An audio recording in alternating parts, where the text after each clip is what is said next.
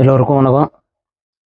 இன்றைக்கி வந்து முருங்கைக்கீரையை போட்டு அப்படியே ஒரு கிச்சடி மாதிரி தாளிச்சிடலான்னு ஒரு ஐடியா வச்சுக்கிறேன். இப்போ எனக்கு வந்து சர்ப்ரைஸ் பண்ணியிருக்கிறாங்க. இன்னோட வந்து 1000 ஆகிட்டுக்குது. எல்லாருக்கும் மனமார்ந்த நன்றி. இப்போ இந்த கீரையை வந்து இன்னும் நிறைய நான் எடுக்கணும், அதுக்கு நீங்கள் சப்போர்ட் பண்ணுங்கள்.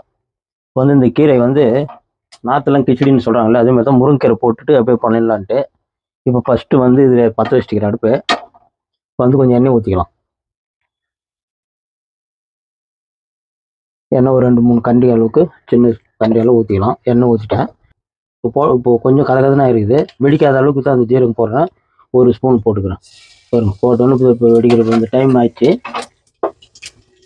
ஃபஸ்ட்டு ஜீரகம் போட்டுக்கின்னு தாளிச்சோம்னா தான் அந்த டேஸ்ட் நல்லா கொடுக்கும். இப்போ அதில் என்ன பண்ணலாம், ஜீரகம் நல்லா ஃப்ரை ஆச்சு. ஒரு பெரிய வெங்காயம் வெட்டி வச்சுக்கிறேன். இந்த வெங்காயத்தை போட்டுக்கலாம். ஒரு வெங்காயம் போட்டுக்கலாம். இப்போ வந்து அடுப்புக்கு தான் பற்ற வச்சுக்கிறேன் கேஸை. ஆனால் இதில் வந்து இஞ்சி பூண்டெல்லாம் போடுறதில்ல. இது வந்து ஒரே ஒரு கிளாஸு ரைஸ் ஊற வச்சுக்கிறேன். ஏன்னா இது ரொம்ப லேட் ஆகும். தாளித்து குக்கரில் போடணும், ஒரு விசிலுக்கு சீக்கிரமாகிடும். துவரம் பருப்பும் ஒரு சின்ன கிளாஸு கப்பு மாதிரி அது ஒன்று ஊற வச்சு நல்லா ஊற வச்சு பாருங்க. இது ஏன்னா நல்லா ஊற வச்சு போட்டோம்னா சீக்கிரம் ஆகிடும் சாப்பாடு. அப்படியே டைரெக்டாக போட்டால் குக்கரில் ஆகும்போது 2 விசிலாம் வைக்கணும். இது ஒரே விசில் வச்சோம்னா கூட ஆகிடும். இப்போ வந்து வெங்காயம் நல்லா ஃப்ரை ஆகும். ஆனியன் வந்து ஃபுல்லாக ஃப்ரை ஆகிடுச்சு. இப்போ வந்து இதுக்கு மேலே ஃப்ரை பண்ணணும்னு அவசியம் இல்லை, பிரியாணியில் இது. இப்போ வந்து இது வந்து நான் ஸ்லோ பண்ணிடுறேன். கொஞ்சம் ஃபுல் ஸ்லோ பண்ணிக்கலாம். மசாலா அப்படியே டைரெக்டாக போடலாம். இது வந்து 1 ஸ்பூன் உப்பு போடுறேன். இது வந்து மிளகாத்தூள் ஒரு 1.5 ஸ்பூனு. இப்போ வந்து தனியாத்தூள் போடுறேன். அது ஒரு 1.25 ஸ்பூனு. மஞ்சத்தூள் கொஞ்சமாக போட்டுக்கலாம், ஒரு 1/4 ஸ்பூன் கணக்கு. ஸ்பீடில் வச்சுக்கலாம். ஏன்னா இது தண்ணி ஊற்றல. அப்படியே இது வந்து என்ன பண்ணலாம், மசாலா அப்படியே இதிலே ஃப்ரை பண்ணிக்கலாம்.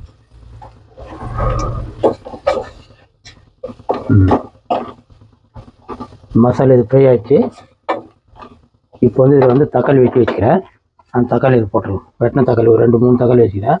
இது இதில் போட்டணும்.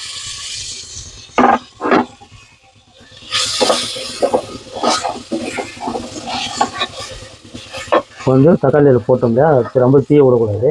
கொஞ்சமாக தண்ணி ஊற்றி அந்த மசாலாவில் வேறு மாதிரி சுடு தண்ணி தான் இது. கொஞ்சமாக தண்ணி ஊற்றணும். ஒரு 2 நிமிஷம் இந்த தக்காளி மட்டும் மேக்ஸ் ஆகணும். தக்காளி நல்லா மேக்ஸ் ஆகணும் பிற்பாடு இதை போட்டுக்கணும். அது கொஞ்சம் நல்லா மேக்ஸ் ஆகணும். ஒரு 2 நிமிஷம் மட்டும் கூட வெந்துடும். அந்த தக்காளி வந்து நல்லா மேக்ஸ் ஆகிடுச்சு. இப்போ வந்து இதில் வந்து இந்த முருங்கைக்கீரை வச்சுருக்கிறேன். அந்த முருங்கைக்கீரையை வந்து இதில் போட்டுடலாம்.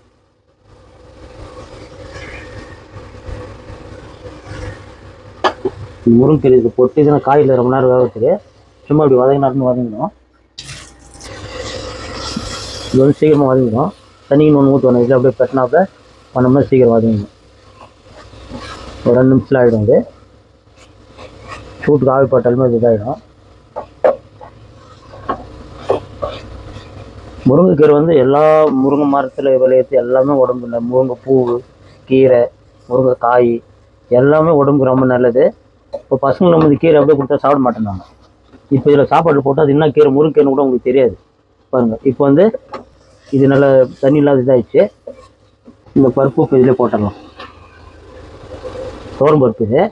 அது வந்து நல்லா ஊற வச்சுக்கணும். ஒரு 10-15 நிமிஷம் ஊறிச்சு. ஊறினோம்னாக்கா நம்ம இந்த குக்கரில் இதெல்லாம் போட்டு போகிறதுக்குள்ளே அது நம்ம சாப்பாடு செய்து டக்குன்னு ஒரு விசில் வந்துடும். அதனால் இது நல்லா ஊறிச்சு. அரிசி வந்து நல்லா ஊறி இருக்குது. ரெண்டுமே முன்ன ஊற வச்சுட்டு இருந்தேன். அதனால் இது ரெண்டும் ஊற வச்சுட்டு போட்டோம்னா நம்மளுக்கு வந்து ஒரு விசில் கூட வந்துடும். ஊறாது இருந்துச்சுன்னா கொஞ்சம் ஒரு விசில் வச்சுட்டு கொஞ்சம் ஸ்லோ ஃபயரில் வைக்கணும். அது ஸ்டீம் பூரா போனதுன்னு காற்றுன்னு இருக்கணும். இது நம்ம ஒரு விசில் வச்சு கொஞ்ச நேரத்துக்கு தகுந்தோம்னா நம்மளுக்கு சாப்பாடு ரெடி ஆகிடும்.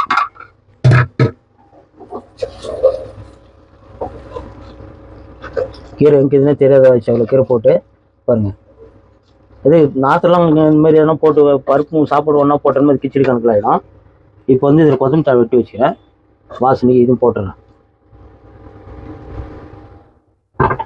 இது என்ன பண்ணலாம், தண்ணி இதில் வந்து ஸ்பீடில் தான் இருக்குது. உடனே தண்ணி ஊற்றினா கெட்டியாகனே போகும். சுடு தண்ணி தான் வச்சுருக்கிறேன். அது வந்து இப்போ 1 கிளாஸ் அரிசினா 2 கிளாஸ் தண்ணி அரிசி சாப்பாட்டுக்கு. பருப்புக்கு வந்து 1 கிளாஸ் பருப்புனா அதுக்கு 2 கிளாஸ் தண்ணி. அப்போ 4 கிளாஸ் கணக்கு. இதில் வந்து 4 கிளாஸ் தண்ணி இருக்குது. இதில் அதில் இறந்து கொஞ்சம் ஊற்றினேன். அதனால 4 கிளாஸ் தண்ணி ஊற்றிடலாம். இப்போ 4 கிளாஸ் தண்ணி ஊற்றிருக்கிறேன்.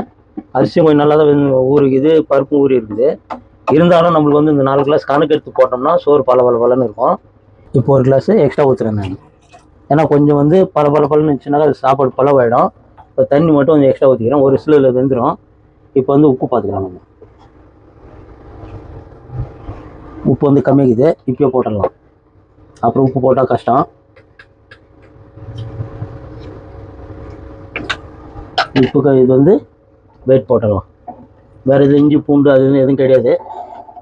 விசில் வச்சிடலாம். இதுக்கு இப்போ எல்லாம் உப்பெல்லாம் செக் பண்ணிக்கிறேன். இது வந்து வெயிட் போட்டணும்.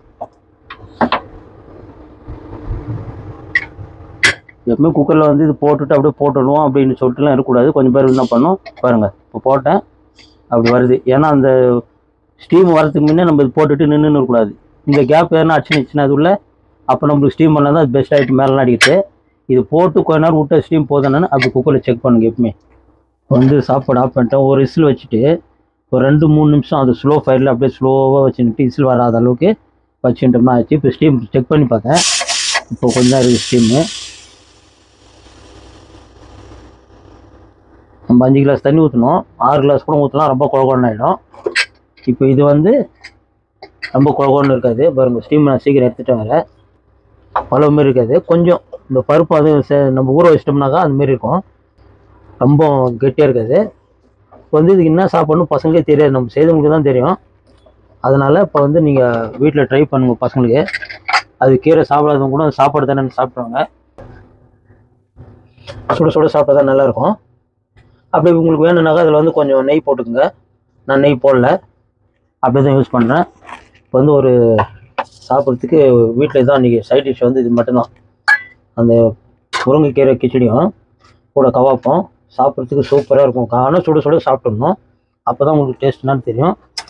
இதை செக் பண்ணிடுறேன். சாப்பாடு என்ன சூடாக இருக்கும்போது தான் அது நல்லாயிருக்கும். சூப்பராக இருக்குது. நீங்களும் ட்ரை பண்ணுங்கள். இப்போ இது வந்து குளிர் டைமில் இந்த குளிர் நாள்லாம் வந்து வீட்டில் பசங்க இருக்கும்போது சோறு குழம்புன்னு கொடுக்காத.